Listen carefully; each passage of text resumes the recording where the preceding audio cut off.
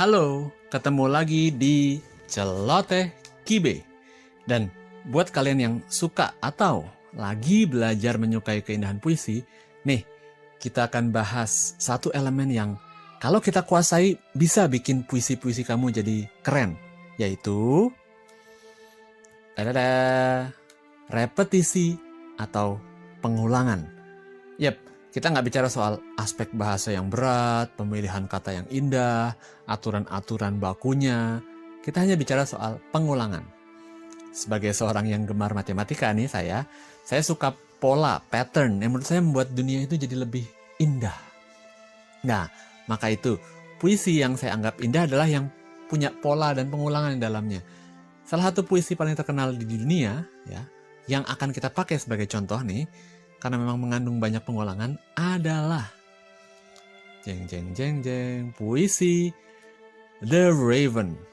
Oke, karya seorang pujangga Inggris bernama Edgar Allan Poe. Check it out. Bagi kalian yang belum pernah dengar atau baca puisi ini, silahkan ceknya di link deskripsi.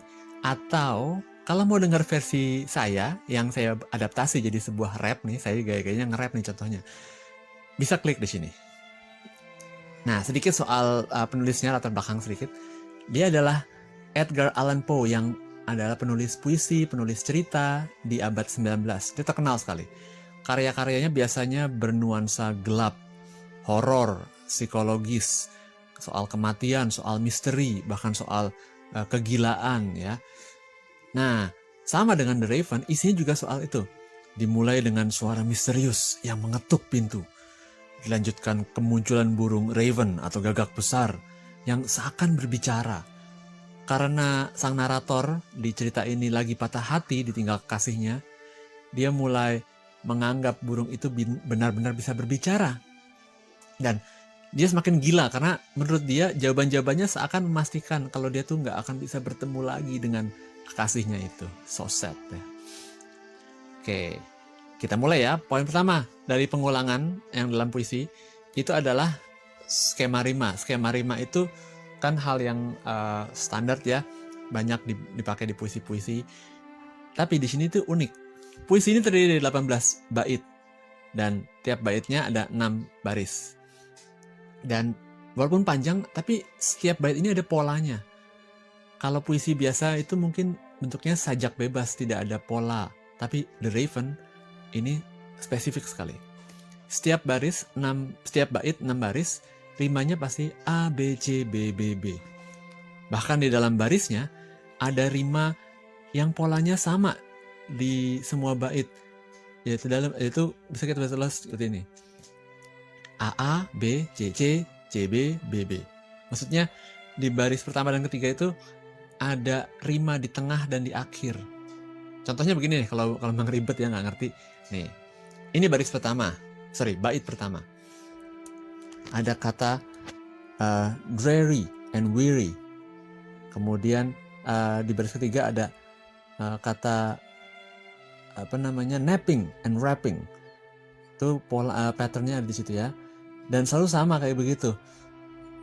Jadi di baris pertama sama weary, dreary, weary. Baris kedua ke 4, 5, 6 lore, door, more. Baris ketiga pasti napping, rapping, itu sama pada patternnya. Kita lihat. Di sini kita ada kata peering and fearing berima. Kemudian yang baris ketiga unspoken token berima. Baris kedua 4, 5, 6 before, lenore, more. Oke. Bahkan di baris keempat itu ada kata spoken yang masih berima dengan si unbroken dan token. Coba lompat ke bait ke-15. Masih sama ya.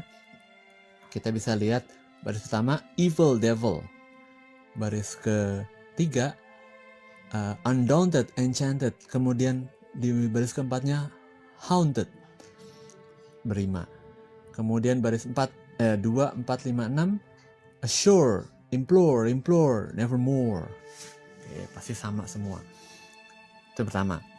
Selanjutnya Mulai dari sekarang ya, warning dikit ya. Mulai dari sini kita akan kenal istilah-istilah baru. Nggak perlu dihafal, nggak ada ujiannya, cuma biar kenal aja. Jadi biar kalau kita nanti mau bikin puisi, ada ininya nih acuannya. Oh, bisa nih pakai pola seperti ini biar indah. Nah, oke, nama yang kedua adalah aliterasi. Aliterasi itu pengulangan bunyi di awal kata, tapi kata-katanya itu berturutan. Jadi contohnya gini, kucing kurus karena kamu. Oke, ada bunyi ke di setiap kata di awal, kucing kurus karena kamu. Dan itu berurutan dalam satu kalimat. Atau contoh lainnya, pakai huruf vokal bisa juga. Amin, akhirnya aku aman. Itu ada a, itu aliterasi namanya. Di Raven ada aliterasi. Contohnya di sini, baris pertama ada while nodded nearly napping, an. Di bait ketiga ada silken sad uncertain. Ada bahkan di uncertain itu ada bunyi s yang bisa merupakan pengulangan juga. Silken sad uncertain. Di baris ke-12 ada grim, ungainly, ghostly, gone. Geh. Itu juga adalah aliterasi. Next, kita bicara soal asonansi atau konsonansi. Ini mirip-mirip, pengulangan bunyi juga. Tapi asonansi itu untuk kalau bunyi vokal yang atau misalnya bunyi diftong ya, vokal ganda yang muncul berulang-ulang. Contohnya, yang ini dulu. Kalau kau datang kemarau, ada au di situ. Bunyi vokal yang muncul sama terus. Di situ juga ada a. Kalau kau datang kemarau, a berulang-ulang. Kalau konsonansi temennya, intinya sih bunyi konsonan yang berulang. Contohnya, menggelegarlah dan bergemalah dengan tegar. Ada bunyi geh yang berulang-ulang dalam kalimat ini. Menggeh. Di Raven ada. Contohnya di sini. Ada kata bunyi i ya, dari kata double e itu i, deep, peering, fearing, dreaming. Dreaming aja walaupun a tapi kan bunyinya sama i. Itu asonansi ya. Deep, peering, fearing, dreaming. Lalu ada bunyi P di sini yang kita bisa baca reply aptly spoken. Reply aptly spoken. Berulang-ulang di situ. Itu adalah konsonansi di sini. Selanjutnya, namanya aneh nih, epizeuxis. Ini adalah pengulangan yang sebenarnya gampang ditemukan, namanya aja aneh. Jadi intinya adalah pengulangan sebuah kata yang berulang-ulang di sebuah kalimat. Contohnya gini, menang, atau aku pasti bisa. Oke, kata itu diulang berturutan langsung. Gampang nyarinya sebenarnya. Contohnya di sini di baris pertama ada rapping at my chamber door. Diulang ya, rapping at my chamber door. Di baris terakhir, di bait terakhir, kita bisa menemukan pengulangan klausa bahkan nggak cuma kata. Oke, di sini ada kata still is sitting. Oke, diulang untuk menekankan, benar-benar persis sama diulang aja gitu. Itu namanya epizeuxis. Oke, ini satu grup nih, anafora, epifora, dan simplosh. Oke, kalau anafora itu adalah pengulangan kata yang sama di awal dari 2 baris.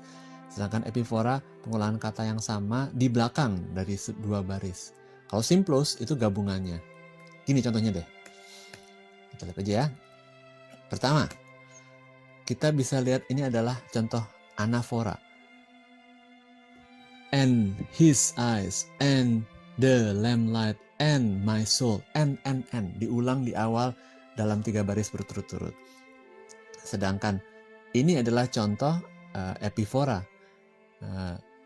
Throw his shadow on the floor, lies floating on the floor. On the floor ini diulang berturut-turut di 2 baris. Oke, maka artinya di baris ke-5 dan ke-6 n Dan on the floor itu diulang lagi, and on the floor di baris ke 4 dan 5. Itu adalah simplose. And on the floor, and on the floor. Oke. Next ya, kita bicara soal diacope. Oke, ini adalah penggunaan kata yang sama di sebuah baris, tapi dipotong oleh beberapa kata lain, diselipin di tengahnya. Contohnya gini, raja yang baik adalah raja yang mendengarkan rakyatnya. Oke, ada kata raja yang diulang 2 kali, dan di tengahnya diselipi kata yang baik adalah. Jadi ulang kata rajanya. Oke, di The Raven ada kata surely misalnya. Surely said I, surely. Surely said I, surely. Said I itu buat diselipkan di tengah-tengahnya. Kemudian ada epimony. Epimony ini simple. Intinya mengulang kalimat yang sama untuk penekanan. Oke. Jadi kayak refrain lah kita, atau chorus kalau di lagu ya. Contohnya di sini. Di The Raven itu bait 1, 3, 4, 5, 6 itu diakhiri dengan only this and nothing more. This it is and nothing more. Darkness there and nothing more. This the wind and nothing more. Jadi benar-benar mau menekankan bahwa di luar tuh tidak ada apa-apa loh gitu. Sepi sendirian si narator ini.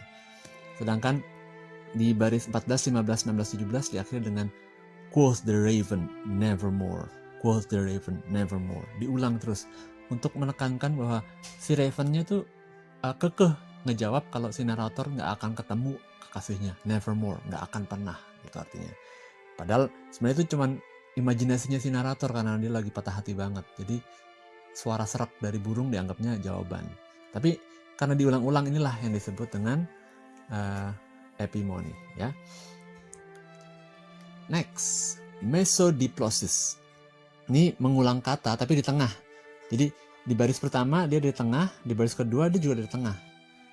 Oke. Contohnya nih baris yang di ke-4 dan 5 ya. On the cushion's velvet lining, and then baris kelima, but whose velvet violet lining. Oke. Diulang tuh velvet liningnya diulang. Walaupun di 2 baris yang berbeda, dan dia diulangi di tengah. Itu adalah mesodiplosis. Oke. Kemudian ada mesertia. Mesertia itu gini contohnya. Mengulang kata di awal kalimat dan di tengah kalimat. Oke, kita lihat contohnya aja ya. Di sini kita punya take thy big di depan, dan di tengah diulang lagi take thy form. Take thy ini artinya your kalau bahasa Inggris kunonya ya. Jadi take thy ini diulang di awal dan di tengah dalam sebuah baris. Nah, itu semua bentuk pola pengulangan yang dipakai dalam The Raven. Masih banyak pola lain yang mungkin nanti kita akan bahas lagi di video lain dan di puisi lainnya ya. So, seperti biasa, jangan lupa subscribe, komen, dan share. Dan like juga. Thank you kalau gitu.